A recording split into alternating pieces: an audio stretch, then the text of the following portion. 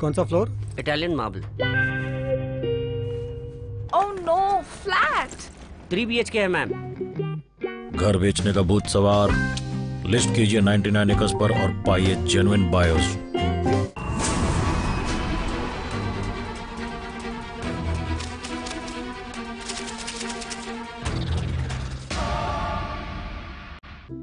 It's the change that excites you. You are the seeker of new. We create to inspire. Introducing the new Ciaz. Nexa. Create. Inspire. Nexa.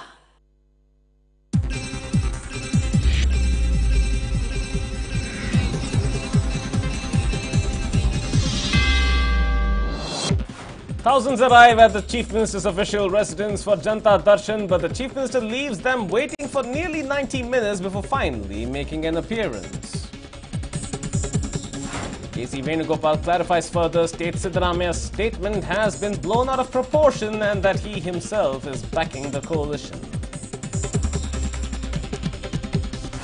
CBI team arrives in Bengaluru over investigations into the murder of Narendra Dabolkar. Amol Kale reportedly sought by CBI for questioning. Heavy rains affect Delhi and other parts of North India. Rains expected to hit the rest of North India over the next 48 hours. At Amit Pangal, strikes gold in the 49kg men's boxing, and India gained gold in bridge, India's best medal tally in Asian Games history.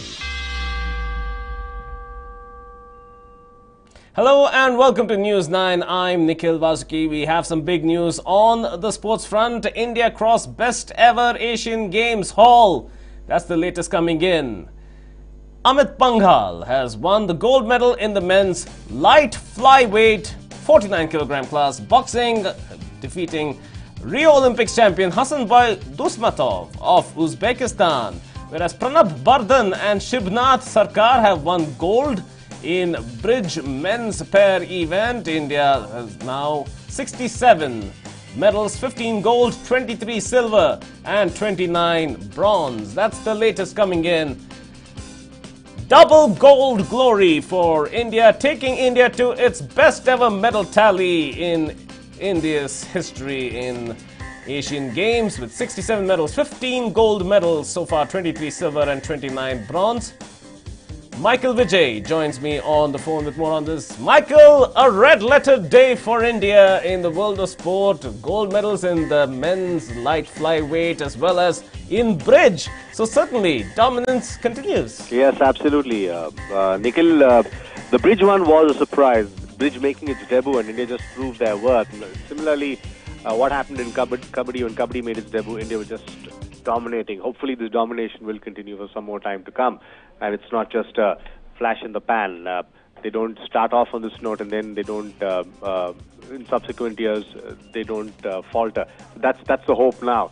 But definitely, boxing was a surprise after yesterday's disappointment where an Indian boxer was forced to sit out simply because he was medically unfit. He was forced out of the semi-final. Probably we could have captured another medal in boxing, but this gold is definitely a high point for the Indian contingent boxing. Amit Pangal, a gold in the 49 kg category. That's a very heartening achievement. And primarily India's best ever gold performance, best gold medal performance in the Asian Games, primarily should be attributed to the athletes. They did phenomenally well, performed above expectations. And that is what is very heartening. Indian athletes have always fallen back. Athletes has always been an Achilles heel, and we've not done too well. But now it looks like that's a strong point and a phenomenal performance from them. We have, hockey was expected. We were expected to get a few medals in the past as well. Hockey has brought us, shooting has brought us a few medals, and this year too, shooting did give us a few medals, but. Athletics, that was a surprise. That was a bounty from athletics. Some phenomenal performances coming in, especially the javelin throw and Duti Chand on the track. Both the track and field athletes did exceedingly well. But today's performance, bridge, yes, it topped it off, and we'll have to wait for the squash women's final after after a phenomenal win over Malaysian Nicole David yesterday. How will the women's team perform today? That will be something which we expect. Probably hoping for another medal from there. Hopefully it will be the yellow medal. That's what we're hoping for. But definitely a phenomenal performance. Yesterday was a bit of a dull day for India, no goals. But today, 2 goals they seem to have made up for that, Nikhil. Thank you, Michael, for bringing us these details. So it is, of course, a very big day. Let's take a look at the medals tally. Where does India stand? Of course, China racing away with 123 gold. India, 8th position with 15 gold. India's ahead of Iran in the overall medal tally, but Iran's ahead because of the higher number of gold medals. They have 19, and that takes them to 5th position. But India is at 8th position with 15 gold, 23 silver, and 29 bronze. Let's take a look at Indonesia as well. The hosts at Jakarta, 31 gold medals already. And of course, dominating the top 3, China, Japan and South Korea. India stays in the top 10 with its best medal tally in the Asian Games so far. The sky is the limit as far as this wonderful team of athletes is concerned. Day 14, this is how the medal tally looks like. 67 overall after winning 2 medals just now, and both of them gold. Of course, there is no catching China, which stands first with 273 medals. Japan is trying to catch up, but right now is well short with 194. Emotional scenes were witnessed at the Chief Minister's office during Janata Darshan today. A physically challenged woman from Magadi broke down in front of the Chief Minister, seeking help from him. This especially abled woman named Saraswati was pleading for help as she claimed that her health is in a state of deterioration. The Chief Minister also assured that he would help her in getting a loan for a bangle business. This especially abled woman came from quite a distance with a little child alongside as well, and you can see Kumaraswamy giving her the assurances that his government will support her in any way possible. Likewise, so many people have come from across the state seeking some sort of help during the Janata Darshan. And here we see several people from all over seeking employment, seeking some sort of assistance in starting businesses, and this young woman here also has sought help in starting a bangle business.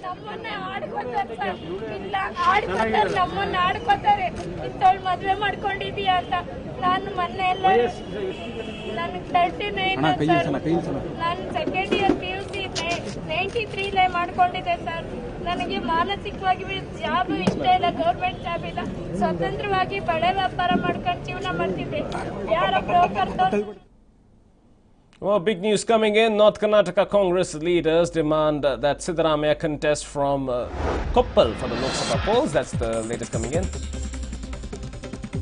Koppal Congress leaders Iqbal Ansari, Shivraj Tangadagi, Raghavendra Hitnal urge Siddaramaiah to contest from Koppal. Congress leaders are voicing their opinion at the Lok Sabha poll preparation meeting at the KPCC office. So, after he got his push to contest the legislative elections from Badami, now a push to run from Koppal for the post of MP, with backing coming from Iqbal Ansari, Shivraj Tangadagi and Raghavendra Hitnal. The North Karnataka Congress leaders pushing for Siddaramaiah's representation further. Arun Sundaram joins me on the phone right now. Arun, after the start of the year, when there was a push given to Siddaramaiah to run from Badami, North Karnataka seems to have been hooked on him. They want him to run for the parliament from within North Karnataka as well. So what's happening there? Absolutely interesting development to say the least, Nikhil, because the Congress leaders probably talking in terms of giving an elevation or a promotion to the former chief minister. But the question is whether the former chief minister will really bite the bullet. Will he be willing to divorce himself, cut the umbilical cord that links him to the state of Karnataka and go over to the national level, go to the parliament?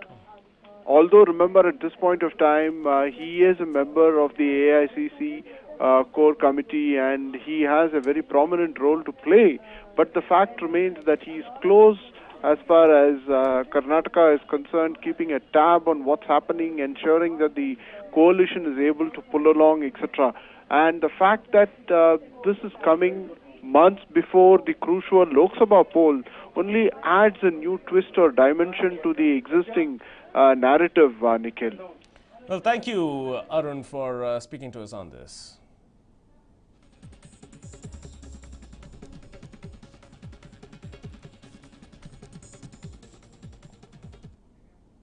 More big news coming in. Satish Jarkioli speaks about the cabinet expansion delay. That's the big news coming in.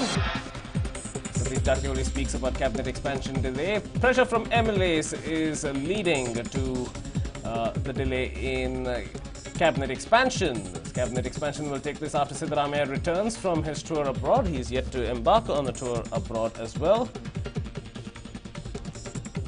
That's the latest coming in. Satish Jarkioli chimes in, states that it's pressure from MLAs that is leading to the delay in cabinet expansion. The cabinet expansion taking place after Siddaramaiah returns from his tour abroad. He's yet to go on the tour abroad, but when he returns, that is when this will happen.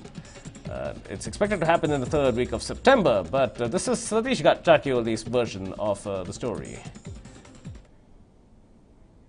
ಭಾಳ ದಿನದಿಂದ ವೇಟಿಂಗಲ್ಲಿದೆ, ಭಾಳ ಒತ್ತಡ ಇದೆ ಶಾಸಕರಿಂದ, ಪಕ್ಷದಿಂದ. So ನಿನ್ನೆ ಕೂಡ ಸಿದ್ದರಾಮಯ್ಯ ಹೇಳಿದ್ದಾರೆ, ಅವರು ವಿದೇಶ ಟೂರ್ದಿಂದ ಬಂದ ಮೇಲೆ, ಅಂದರೆ third weak of September. So ಮಾಡ್ತೀನಿ, ಆದರೆ ಒಳ್ಳೆಯದು. ಖಂಡಿತ ನಿರೀಕ್ಷೆ ಇದೆ. ಏನು ಕೆಲವು ಸಿಗಬೇಕಾಯ್ತು, ಕೆಲವು ಜಿಲ್ಲೆಗೆ, ಕೆಲವು ವರ್ಗಕ್ಕೆ. ಸೊ ಇದರಲ್ಲಿ ಬ್ಯಾಲೆನ್ಸ್ ಆಗಲಿಕ್ಕೆ ಅವಕಾಶ ಇದೆ. ಭಾಳ ದಿನದಿಂದ ವೇಟಿಂಗಲ್ಲಿದೆ. So that's what Satish Jarkioli said. A multitude of factors that are causing the delay in cabinet expansion, but of course this can also only happen after Siddaramaiah returns from abroad. Arun Sundaram is back on the line with me to discuss more on this. Arun, here we're seeing a slightly different angle being provided by Satish Jarkioli over the delay in cabinet expansion. What is this about? Because there seems to be a slight deviation from the line that the rest of the party is taking. Well, not necessarily, Nikhil, because remember this particular suggestion or statement saying that third week of September, that has gained a lot of credence since Friday evening when the coalition coordination committee meeting ended. Because remember, that was the first time where there was some kind of an authentic news coming in or seeping through suggesting that the much delayed cabinet expansion will take place in the month of September. That will be the third week of September. And more importantly, you juxtapose it to the proposed forthcoming private visit of the former chief minister abroad, means that's probably the time when the cabinet expansion will take place. Remember, it is more or less interesting in the sense that the inauspicious period of Pitru Paksh that is observed, that starts on a Monday, which is 24th of September. And if this cabinet expansion is due to happen on 23rd, then it will be a very interesting kind of a development, because it will be hours before actually the process of cabinet expansion takes place. But then the question is whether the ministers will be willing to take or assume charge during the Pitru Paksh, Nikhil. Thank you, Arun, for joining us with those insights as well. So certainly the delays are tremendous, and of course auspiciousness of timing is also being considered. We'll ask the pin a short break. More news and updates are on the other side. Stay with us. Jumping over mountains, diving into oceans and saving the world. That is not action. Action is scaling new heights, lighting up the world, and discovering new battlefields. Space, style, power. Honda WRV, the heart of action. कौन सा floor? Italian marble. Oh no, flat. 3 BHK है ma'am. घर बेचने का भूत सवार, list कीजिए 99 acres पर और पाइए genuine BIOS. It's the change that excites you. The never done before drives you. The long stretches, the endless lanes. Watch it all as you walk through. You are the seeker of new. We create to inspire. Introducing the new Ciaz. Nexa. Create. Inspire. Nexa. Some more big news coming in from the political front. Yediyurappa seems to have belittled the coalition government as it has completed 100 days of governance. That is the latest coming in. Convening of coordination committee meetings itself was a big challenge, says Yediyurappa. There's a lot of confusion in the coalition government. No work is being done in the PWD and water resources ministries. Yediyurappa has also reacted on Siddaramaia's statement on becoming the chief minister, on wanting to become chief minister. He said it's natural for everyone to wish to become chief minister. So Yediyurappa continues the same tirade he was on this morning as well, stating that the coordination committee itself took a while to convene their meeting and hence the coalition is riddled with confusion.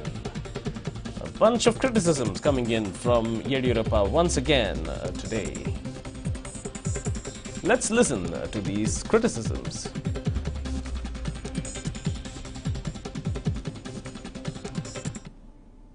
ಸಿದ್ದರಾಮಯ್ಯನವರು ಮತ್ತೆ ನಾನು ಸಹಿತ ಮುಖ್ಯಮಂತ್ರಿ ಆಗ್ತಾ ಇದ್ದೀನಿ ಅಂತಿದ್ದಾರೆ. ಬಹಳ ಸಂತೋಷ. ಎಲ್ಲರೂ ಅಪೇಕ್ಷೆ ಪಡೋದು ಸ್ವಾಭಾವಿಕ. ಸಿದ್ದರಾಮಯ್ಯನವರು ಮತ್ತೆ ನಾನು ಸಹಿತ ಮುಖ್ಯಮಂತ್ರಿ ಆಗ್ತಾ ಇದ್ದೀನಿ ಅಂತಿದ್ದಾರೆ. ಬಹಳ ಸಂತೋಷ. ಎಲ್ಲರೂ ಅಪೇಕ್ಷೆ ಪಡೋದು ಸ್ವಾಭಾವಿಕ. So that is the last bit of what Yediyurappa said, that it's natural for everyone to wish to become a chief minister, and he's happy, rather in a very sarcastic way, stated that he was happy that Siddaramaiah still had those aspirations. ಬಹಳ ಸಂತೋಷ. ಎಲ್ಲರೂ ಅಪೇಕ್ಷೆ ಪಡೋದು ಸ್ವಾಭಾವಿಕ. ಸಿದ್ದರಾಮಯ್ಯನವರು ಮತ್ತೆ ನಾನು ಸಹಿತ ಮುಖ್ಯಮಂತ್ರಿ ಆಗ್ತಾ ಇದ್ದೀನಿ ಅಂತಿದ್ದಾರೆ. ಬಹಳ ಸಂತೋಷ. ಎಲ್ಲರೂ ಅಪೇಕ್ಷೆ ಪಡೋದು ಸ್ವಾಭಾವಿಕ. ಸಿದ್ದರಾಮಯ್ಯನವರು ಮತ್ತೆ ನಾನು ಸಹಿತ ಮುಖ್ಯಮಂತ್ರಿ ಆಗ್ತಾ ಇದ್ದೀನಿ ಅಂತಿದ್ದಾರೆ.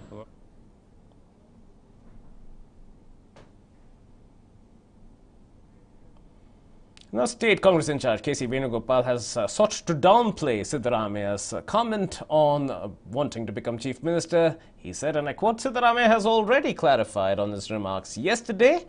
Siddaramaiah has clarified that the coalition government will complete its full 5-year term, so there is absolutely no need to rake up this issue again. This is what KC Venugopal had stated. The latest in a slew of what appears to be damage control statements from members of KPCC seniority, KC Venugopal being among the latest to downplay Siddaramaia's statement, which was made in a public gathering in Holinarsipura on Friday, the 24th of August.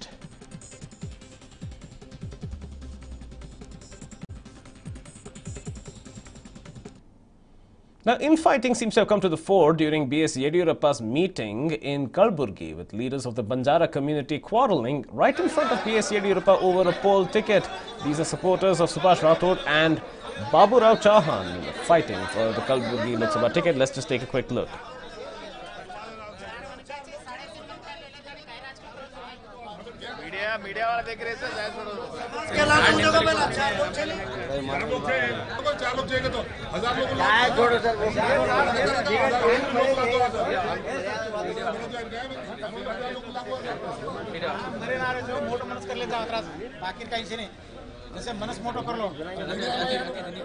So this is what seems to have been the problem that has arisen. These are supporters of Babu Rao Chauhan versus supporters of Subhash Rathod.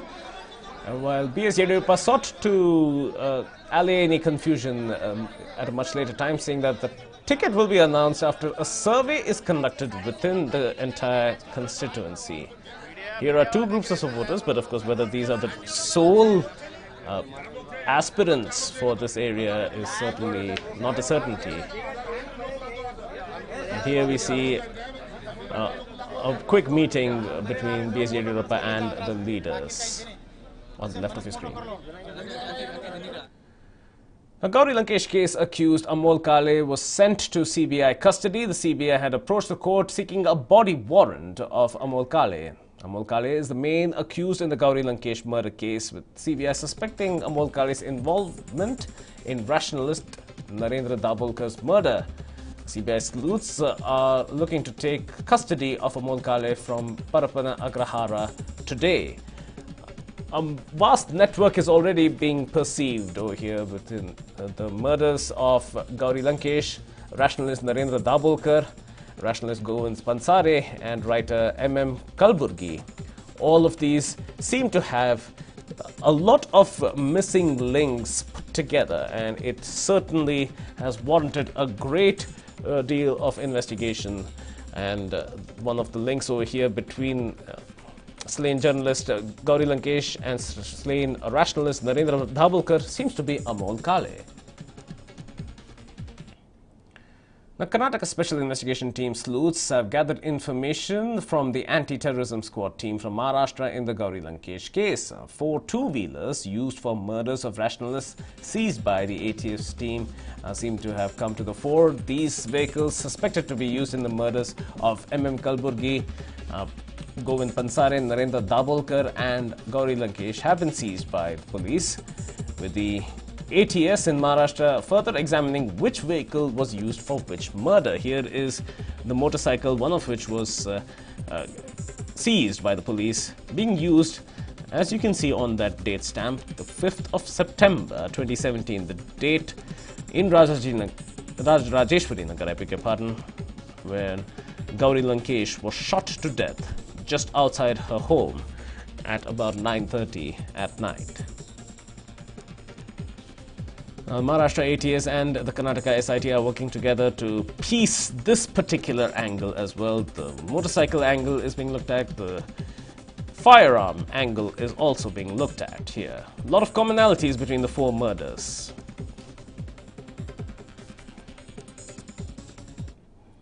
Now, the BBMP seems to be in the midst of another controversy. Allegations of more than 150 crore rupees scammed in the name of LED bulbs in the BBMP office has come to the fore, with the International Finance Corporation alleged to have referred Shapurji Palonji Group for the provision of these LED bulbs. Now, BBMP Commissioner Manjunath Prasad has been accused of involvement in this particular scam.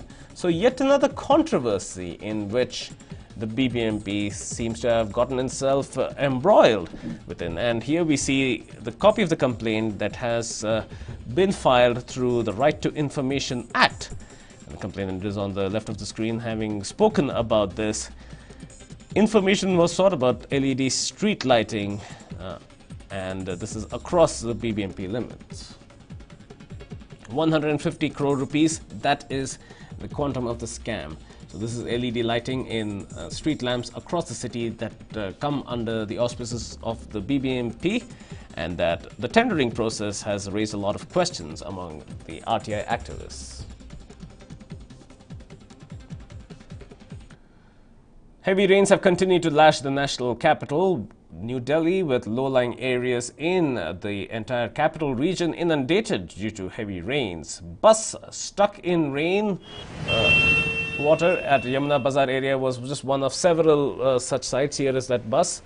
Several such areas were seen with water inundation. In this particular bus, more than 30 passengers are struggling to get out. The Meteorological Department has warned of heavy rains in North India, with heavy rains expected in Uttar Pradesh, Madhya Pradesh, Uttarakhand, and Delhi, as well as Rajasthan and even parts of Haryana. Now, the entire north and northeast of India are facing severe flooding and swelling rivers. The Yamuna River is flooding, Brahmaputra is flooding as well, causing issues not just in North India but Northeast India, including Arunachal Pradesh and Nagaland, are severely affected. This has become a common sight now in New Delhi, with water at least shin deep.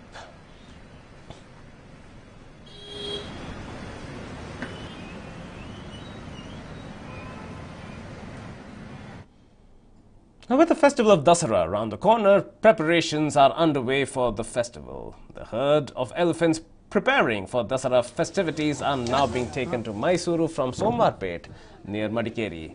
The elephants will be sent in 2 batches, with the first batch including Gopi, Vikram and Dhananjay, and the second batch which will include the girls Kaveri and Vijaya. A special puja was conducted before the journey was to begin. Of course, there was a little bit of difficulty in getting the elephants onto the trucks, but eventually that was taken care of. 5 elephants have been identified totally for now, with 3 going in the first batch for preparation, all 3 boys, and 2 girls will be sent much later. This is Gopi, Vikram and Dhananjay will be going first, and Kaveri and Vijaya will be going much later.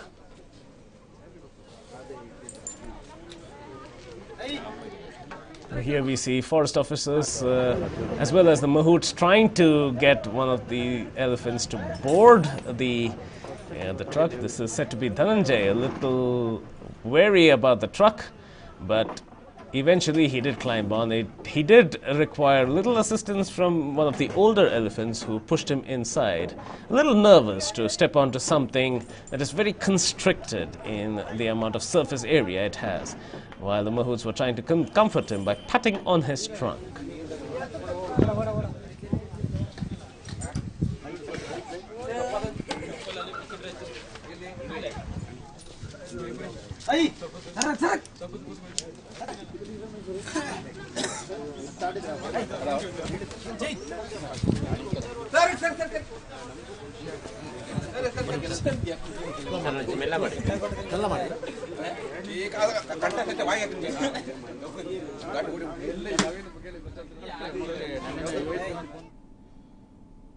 An interesting video was caught by wildlife enthusiasts in Nagarhole forest, where a tiger was confronted by a python.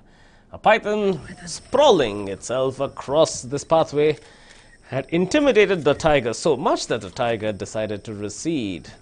The python is capable of asphyxiating an entire 300-kilogram tiger.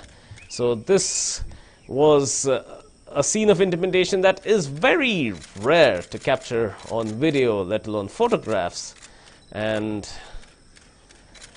let's just take a look at how the tiger is trying to find a way around the python, but is clearly afraid of the python. Eventually, the tiger, a full-grown one, moved away from the area and retreated onto the side. The wonders of nature being witnessed here at Nagarhole forest. And eventually the tiger, seeing that there is no way to get past the python, just walked away.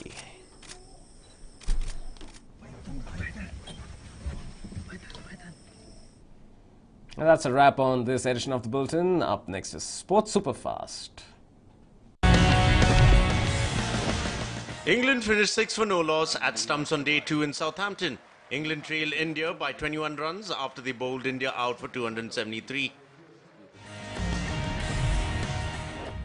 Cheteshwar Pujara cracked his maiden test ton on England soil and smashed an unbeaten 132 runs on day 2 in Southampton.